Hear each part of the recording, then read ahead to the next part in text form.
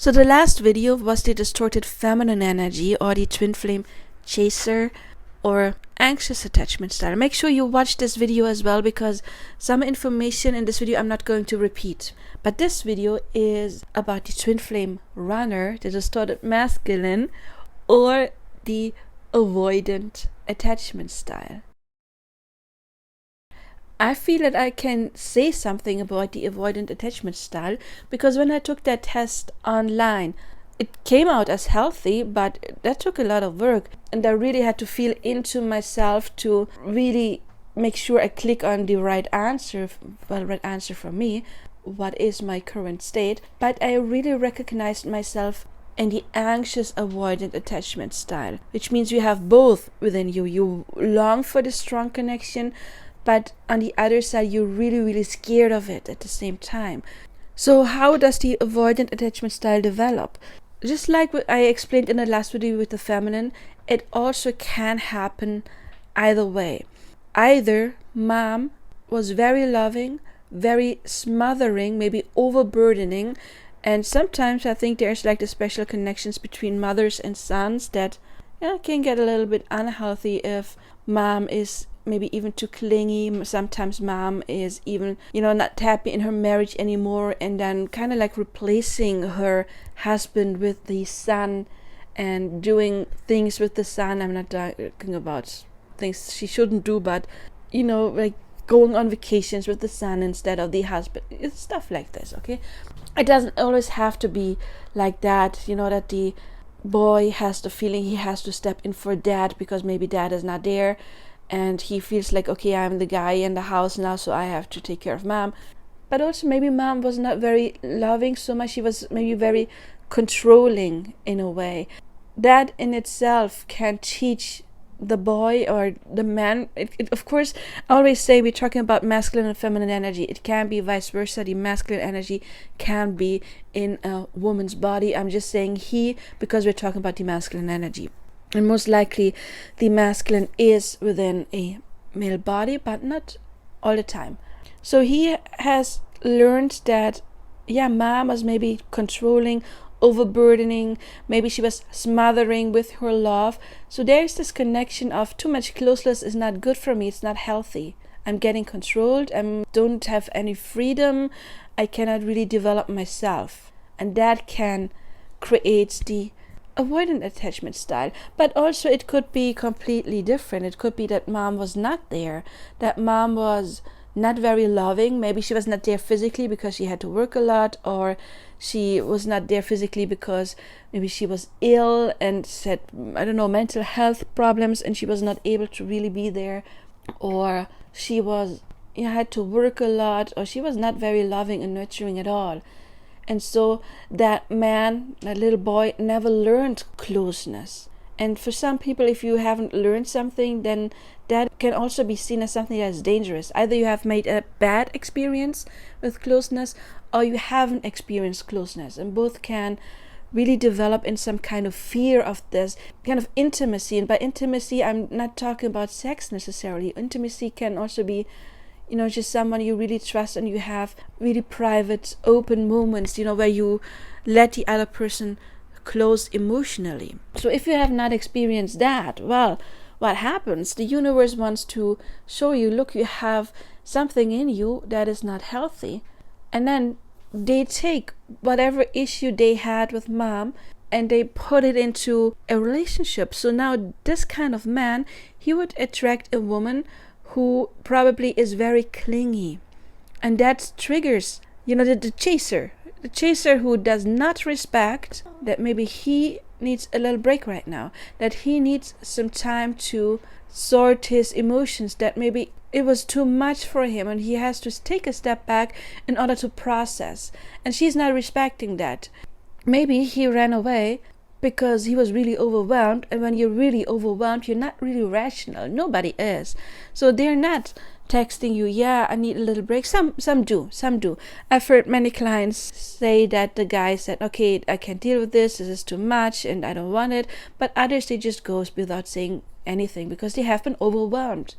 And then she is not respecting that he needs a little time to himself, and she keeps pushing and texting and trying to contact him, which of course, when you already feel overburdened, you already feel a little bit smothered, it was too much, it was too intense, then of course that intensity builds up, and then you just want to go away even further, because it's too much of this kind of intensity and you cannot really deal with it. So the more she's pushing or pulling, the more he needs to distance himself in order to find a space within him where he can make peace with all of that emotions that came up. Because a twin flame connection or an intense connection, any kind of intense connection, is intense for the masculine as well. And part of them really wants that, because we are herd animals. We are not loners. We're not like, I don't know, tigers. Tigers are not herd animals. This first popped to mind. No, we crave this connection. We need connection in order to survive, because as humans, we don't have defenses like other people. We don't have thick skin that cannot be pierced. We don't have any horns like, I don't know, a rhino who can defend itself. We are prey, and we don't have claws or sharp teeth to defend ourselves. We need numbers in order to be safe. And now there's not so much any wild animals that want to eat us running around, but it's still in our program. We need numbers to be safe, and we long for connection. It is deeply enrooted in our DNA. We want this. We want partnership, even the man. But if they have had some kind of trauma because of this clinginess or never experiencing closeness, it can be too much and they have to run. And it is important, if you're the feminine, to respect that, to ask yourself, why did I attract that?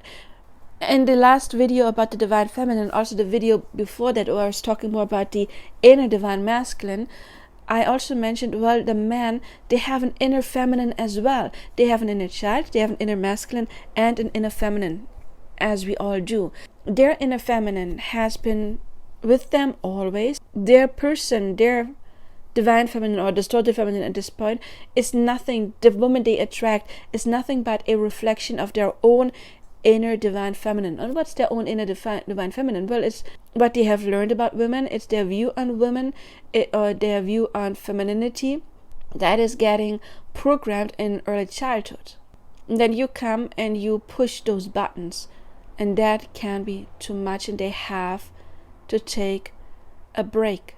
And they avoid those kind of emotions. They want it, kind of like, because we all crave connection. But the ego may be strong, and the ego is just your bodyguard. The ego knows, oh my God, if I open up, I can get hurt. I have been hurt in the past. And I even know that from childhood. Being vulnerable means I may get abused in some kind of way. And we're not talking about sexual abuse, but also if mom is smothering, that is a form of abuse, you could say. Because if a man doesn't get to have his free will at some point, and how many women, they get with a guy and then immediately try to change him. I don't like the friends you're meeting, change that. I don't like the clothes you're wearing, change that. And they try to form or shape the man into the version that they like. That is highly toxic. And maybe they have experienced something like that, and that is why they're cautious. And then you come and there is intensity and it's too much. And I said earlier, I can't talk from own experience. I used to have the anxious-avoidant attachment style, which means I really craved this connection, and I was more the chaser than the runner, but not always. For me, the avoidance was often connected more in friendships, more acquaintanceships, when I met women that wanted to be my friend, and I like them, but for me, I'm pretty guarded. It's not easy to get to me. I kind of need this instant connection. I've been on a spiritual path since my child. I've always had good senses. So I need this click. Even with friends, my best friend, it was love at first sight. I knew her from day one. I knew I want her to be my friend. And if something like this doesn't happen, you can become an acquaintance for me, yes. But really getting into my heart, it's difficult. So what happened in my past was that I met a woman, and often in some kind of spiritual forum, and they were like, oh my God, she's a good coach. And then they just contact me all the time, and I felt like panic attacks, like literally getting panic attacks when my phone rang and I saw the same number. I was like, oh my god, I was talking to her yesterday and the day before.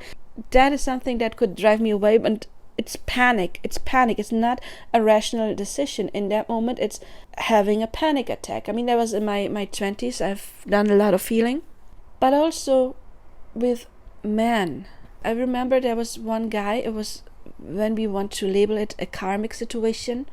I had experienced a very strong soul connection before, so it was not on the same level. I felt I didn't have that really strong soul connection, but it was still an intense connection for me, and it was a really painful connection for me as well.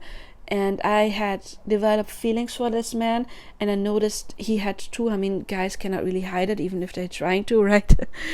And one day he just told me, yes, I have feelings for you. I was not surprised. I was maybe surprised in that moment that he told me, that he finally confessed, but I kind of knew it before. And that guy, we were intimate, which is also something that I haven't, I'm pretty guarded. And to me, this is my body. This is where my soul lives right now. This is special to me. I'm not just going to let anyone inside of my body. It's precious.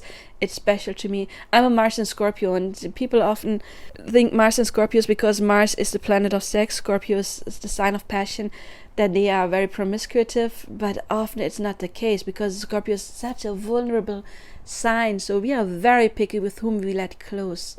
Well, that happened, and then he right after wanted to cuddle, and then it switched, and it grew too much for me, and he fell asleep, and I just tried to move away, and he followed in his sleep, and I tried to move away, and then I just escaped into my living room because I felt that I was about to get a panic attack because of that closeness. And I was sitting in my living room crying because I wanted this closeness. I had feelings for that man. I wanted to be with him. Why did I have a panic attack when he was hugging me? I couldn't take it. It was too much for me.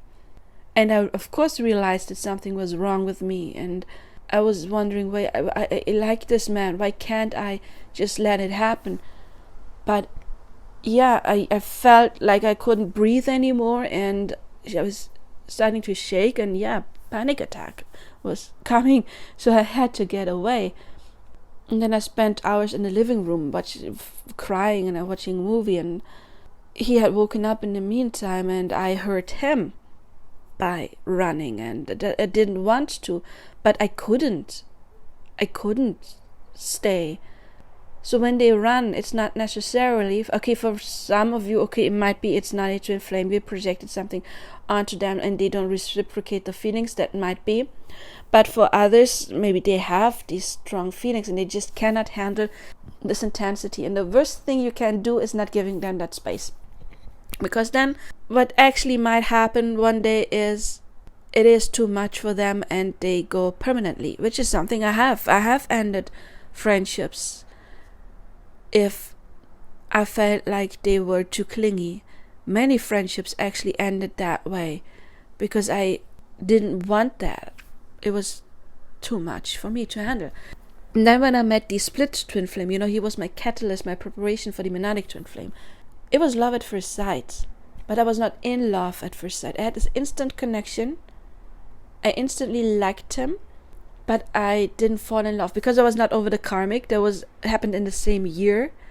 And also, I was 26 and he was 20. Well, I was about to get 21 or 27, and he was about to be both born in September, and we met in summer. So he was too young. He was like a puppy. I was like, no. Feel a bit like a pedophile. I cannot love like a 20-year-old. So I pushed that aside. I didn't want to think about it. The thing is, everybody noticed that we had a special connection, and everybody was coming, oh, what's going on between the two of you? Like, everybody saw it. I was probably like one of the last people to know that I had feelings for him. I felt him having feelings for me, and I was scared of that because, like, oh my god, I have to hurt him. I hope he's not ever expressing them. I don't want him to express his feelings because I love him, just not like a man in the beginning. And then I had to start thinking about him all the time, and I noticed that, and it annoyed me, and I didn't want to think about that young guy. And then there was like this one day where all of a sudden my heart started beating and my stomach was tightening, and I felt, oh my God, yes, I do have these feelings. And then in that moment, the role switched, and I was the feminine energy. Before that, I was the masculine. I was more like avoiding, loving him, absolutely, loving his closeness. He was my best friend. He actually grew to be my best friend and my confidant. And whenever I had chaos in my life and he was there, he was my anchor, and I just felt calm. He always calmed me down. So I did feel his connection. It was just not romantically, but the day I stopped fighting, it's like the potential of being romantic, that's the day he started running. So that's how it switched. So yes, I do understand what the masculine energy feels, so I can only urge you not to go chasing. It's hurting them, it's harming them. And many like feminines, they don't see that. They only see their own pain. They don't know that they are harming their person, they are mad with their person. But your person also has not a healthy attachment style. They also have their own trauma that you are triggering just as much as they're triggering yours. They just handle it different. Because, as I said in both videos, the wound might be the same. It might be because mom was overburdening or mom was not there. It can really go either way, but they have the same trauma, even if it was the opposite thing, that developed into either running or chasing. And we usually attract the opposite if your soul wants to grow, because two runners, no development is going to happen here, and two chasers, no development is going to happen there. So we need this dynamic. We need this push and pull. We need this one person stepping into the distorted feminine and one into the distorted masculine energy, because only then a healing process can start. So please don't blame your person for not being there, for running, for ghosting. It's the intensity, and maybe you have already triggered that ghosting by, that one text that was the tip of the iceberg. That one text, we have a proverb, it was the last drop that brought things to overflow. It may have been that one tiny thing that triggered their reaction of, I need to take care of myself, I need to withdraw, I need to take care of my own inner health. And then often, since they do crave connection, they would, not often, but it happens, that then they get another girl where they don't feel this intense connection. So because they want to have someone, we all want to have someone. So some guys, they just think, okay, I get it in another girl where I don't have this intense connection, and I do get my sexual needs fulfilled. I do get some closeness, but I don't have these strong feelings, so I'm not as scared. So that is sometimes why a third party can situation from the perspective of the masculine, but you manifested the third party just as much with your own inner feelings. If you have fears, if you're not in self-love, that can manifest in a third party situation, because a woman who absolutely loves herself knows that she's the best option and cannot manifest any competition. It's not possible. That is why we don't want to focus on the other person. You focus on yourself. As I explained, you step into your center and you pull the other person in. That's how we deal with that. And please watch my video about the own inner masculine, where I explain what happens if you heal, what happens to your own inner masculine, and that is getting projected out to your person. So as soon as you step into your center, it gets easier for them to deal with their emotions. And then you can meet in the middle and finally have your union. Well, I hope this helped. If it did, you can help me by liking, sharing, subscribing. That will help me grow my channel. Commenting, please, as well. You can also share this video to other men or women who need to know about this, because we want to raise the Twin Flame Collective, right? If you want to help me personally, you see my channel is still very small.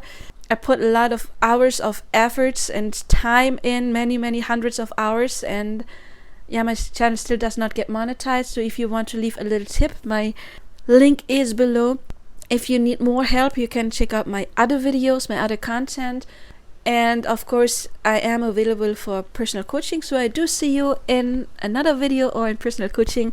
Until then, I do wish you all the best now. Bye bye.